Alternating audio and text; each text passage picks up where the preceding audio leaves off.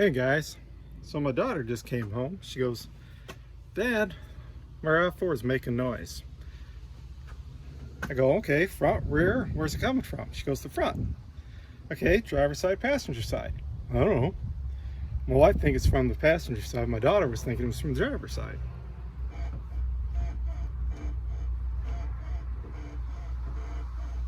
It's from the passenger side. This is where we figured out. We figured out what it is. Let me crawl into the car and I'll show you.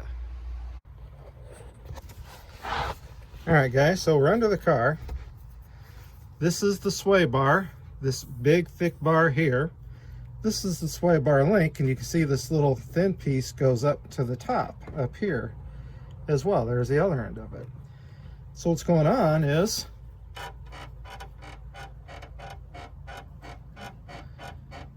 there's the squeak sound.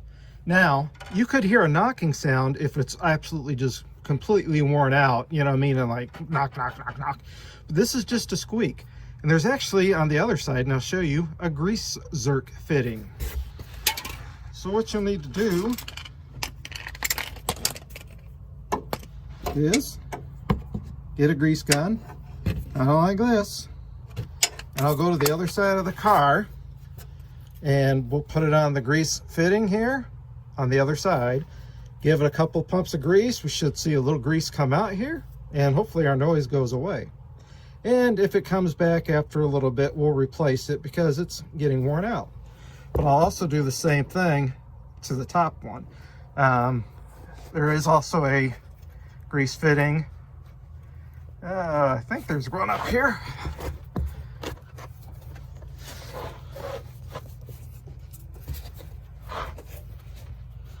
Yep. There's also a grease fitting up here as well. I may have to take the tire off to get to it. Yeah, I'll probably have to take the tire off to get to that one. But the key is, let's grease this up and see if the noise goes away. All right, guys. So I went ahead and greased them. However, it's still making noise. It's not as bad, but it's the upper one right there that's making all the noise. So I went on and looked up the part number on rockauto.com. And actually, I was able to get the part from Amazon, a good name brand part, Moog. Here's the part number right there. And I will put also a link in the description to Amazon so you can purchase this part. It was $22, I believe it was, is what I paid. And there's only 2 bolts to hold it on. One right here, and then one on the back side over here that we'll have to get off, and it's 15mm socket. So I got my impact gun. We'll be able to knock that top one off real quick, and then we'll have to see what we can do to get in there to get that bottom one off. But I'm going to also put, though, a little bit of like liquid wrench or something on there, some PB blaster real quick, put a little on there, and then we'll take those nuts off. And then we'll go ahead and install the new one.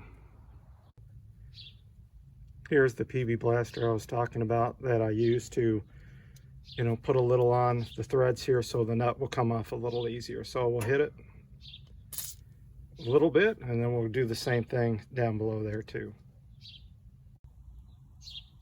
The other thing you may need is an 18mm wrench to hold that from spinning while you take the nut off, and then obviously a grease gun, so you can grease the grease fittings right here. I'll also put a link in the description to like Amazon for one of those. If you currently don't have one, they're pretty inexpensive. So you can see, guys, honestly this took just a few seconds to take off once I had the 18mm, you know, installed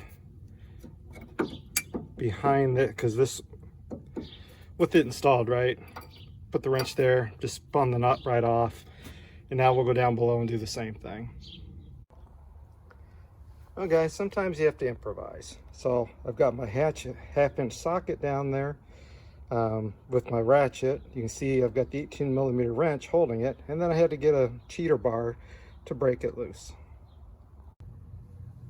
So I've got the new piece installed on the bottom, or the new end, and I've got just a bolt loosely there.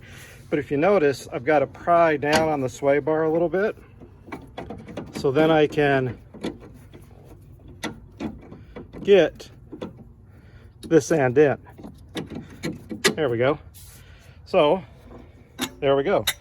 Now I can take the other fastener,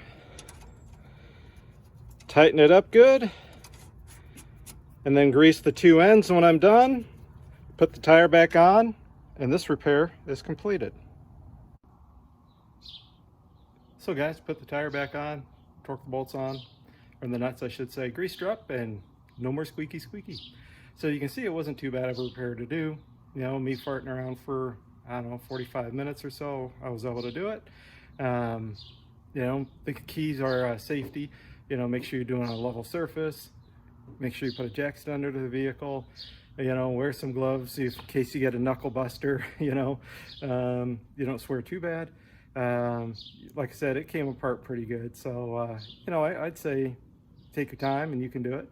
Or if you don't feel confident and do it and don't have all the tools, at least you know what a dealership's going to do, or, you know, a service center and what they're charging you for to do. Like I said, it's not too bad to do. They should be able to knock it out fairly quickly. And, you know, like I said, I was able to do it for, I think, $22, $23 is what the part cost. Not sure what they would charge to actually do it at a dealership or a service center, but at least you know what they're doing, like I said. Anyway, guys, hope this helps you guys out. Hope this helps you guys all out. And, hey, leave a comment, share, you know, like, all that fun stuff. See you guys on the next upload.